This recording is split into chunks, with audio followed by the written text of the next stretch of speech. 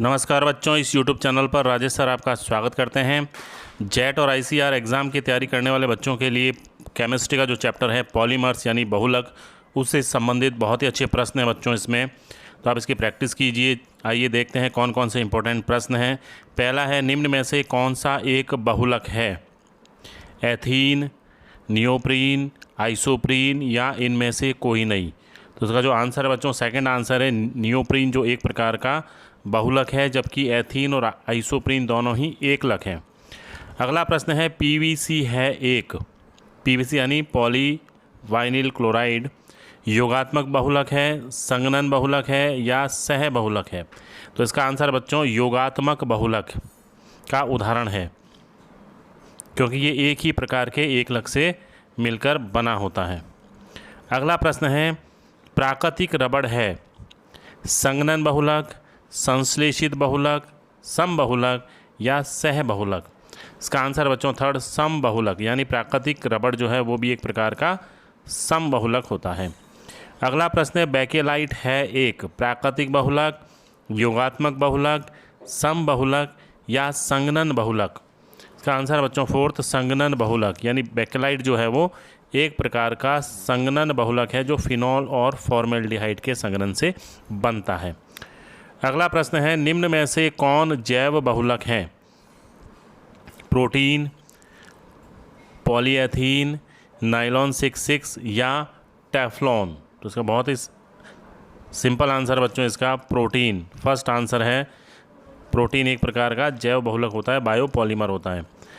अगला question, PHBV है एक, प्राकृतिक रबड़, जैव बहुलक, जैव निम्नीकृत बहुलक या इनमें से कोई नहीं? तो इसका थर्ड आंसर है बच्चों, यह एक प्रकार का जैव निम्नीकृत बहुलक है जिसका सूक्ष्म जीवों द्वारा अपघटन हो जाता है। अगला प्रश्न है, टेरिलीन है योगात्मक बहुलक, पॉलीएस्टर, प्राकृतिक बहुलक या समबहुलक? तो ये एक प्रकार का पॉलीएस्टर है, टेरिलीन जो है पॉलीएस्टर की श्रेणी में आता है। अगला प्रश्न है बच्चों, बहुत ही अच्छे प्रश्न हैं ये सारे। योगात्मक बहुलीकरण है एक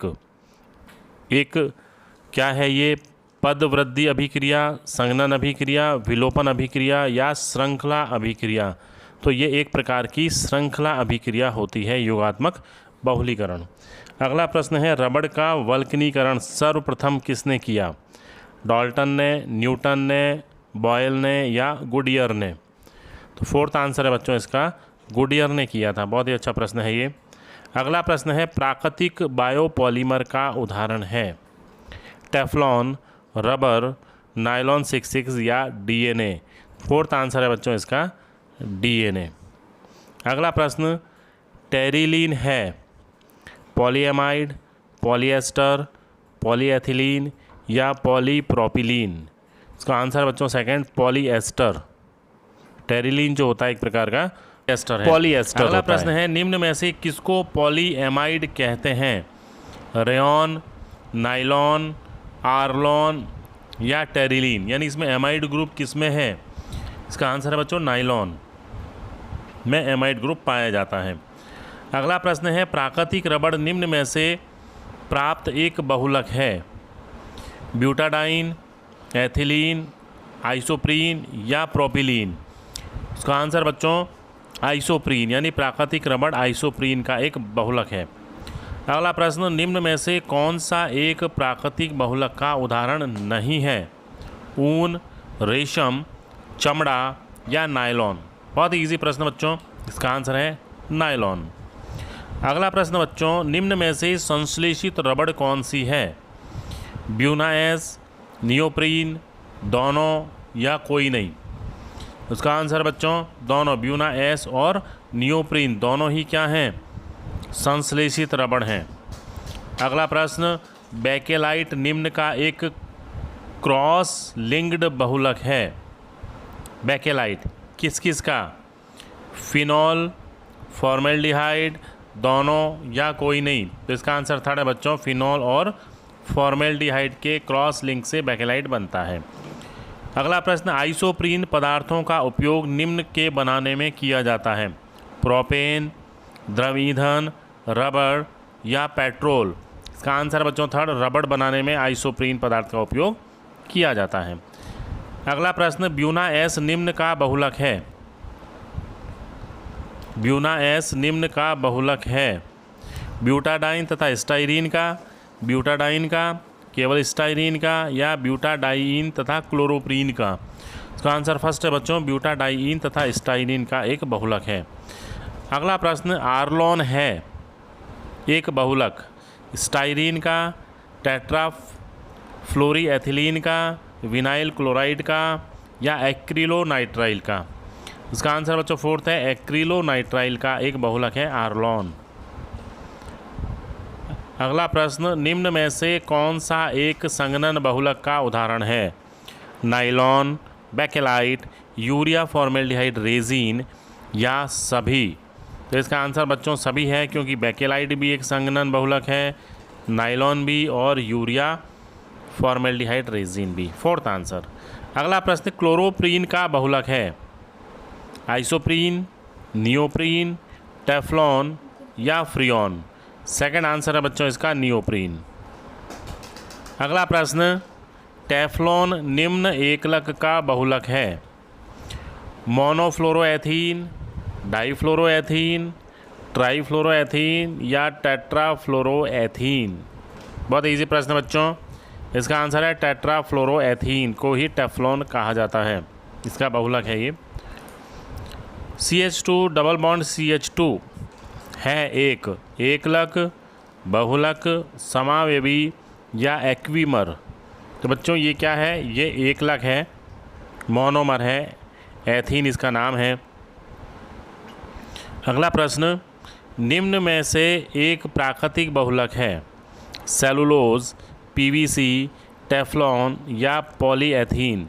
तो आंसर इसका फर्स्ट है बच्चों, सेलुलोज एक प्रकार का प्राकृतिक बहुलक है। अगला प्रश्न, प्राकृतिक रबड़ है एक बहुलक किसका? ब्यूटाडाइन का, एथिलीन का, आइसोप्रीन का, या स्टाइरीन का। प्राकृतिक रबड़ जो है वो आइसोप्रीन का बहुलक होता है। अगला प्रश्न है, टेरिलीन एक संघनन बहुलक है? एथिलीन ग्लाइकॉल तथा बेंजोइक अम्ल का, थैलिक अम्ल, टेरिथैलिक अम्ल, या सैलिसिलिक अम्ल। इसका आंसर बच्चों टेरिथैलिक अम्ल तथा एथिलीन ग्लाइकॉल से ही टेरिलीन बनता है। अगला प्रश्न, हेक्सामेथिलीन डाईएमीन तथा एडिपिक अम्ल के संघनन से प्राप्त रेशा है? डेक्रोन, नाइलॉन 66, रेयॉन, या टेफ्लॉन। तो इसका आंसर है बच्चों सेकेंड, नाइलॉन 66। ठीक है बच्चों, इसको 66 इसलिए कहा जाता है क्योंकि एडिपिक अम्ल में भी 6 कार्बन होते हैं और हेक्सामेथिलीन डाईएमीन में भी 6 कार्बन होते हैं। दोनों में 6 कार्बन होने के कारण इसे नायलॉन 66 कहा जाता है।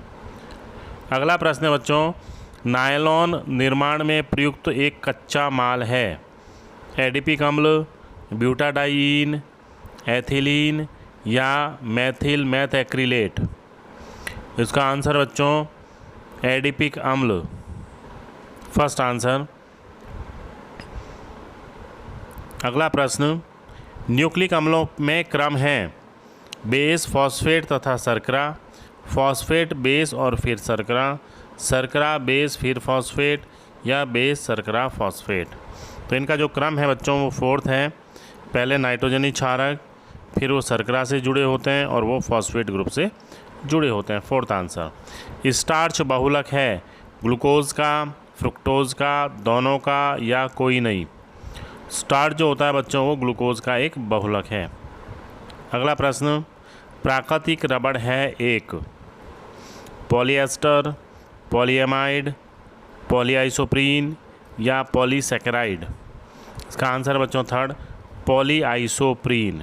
प्राकृतिक रबड़ एक पॉलीआइसोप्रीन होती है। अगला प्रश्न, निम्न में से किसमें आइसोप्रीन यूनिट उपलब्ध होती है? आइसोप्रीन प्राकृतिक रबड़ में, नाइलॉन 66 में, पॉलीइथाइलीन में, या डेक्रोन में। इसका आंसर बच्चों फर्स्ट आंसर है वापस प्राकृतिक रबड़। अगला प्रश्न, नाइलॉन 66 के संश्लेषण के लिए निम्नलिखित में से किसका उपयोग होता है? बेंजोइक अम्ल, एडिपिक अम्ल, थैलिक अम्ल या सैलिसिलिक अम्ल? आंसर बच्चों इसका सेकंड, एडिपिक अम्ल, और इसके साथ होता है हेक्सामेथिलीन डाईएमीन। अगला प्रश्न है, प्राकृतिक रबड़ बहुलक है आइसोप्रीन का, मेथिलीन ग्लाइकॉल का, ब्यूटाडाइन का या एक्रिलोनाइट्राइल का? तो उसका जो आंसर है बच्चों, फर्स्ट आंसर है आइसोप्रीन का, एक बहुलक है प्राकृतिक रबड़। अगला जो प्रश्न है, रबड़ के वल्कनीकरण का प्रक्रम किस वैज्ञानिक के द्वारा दिया गया था?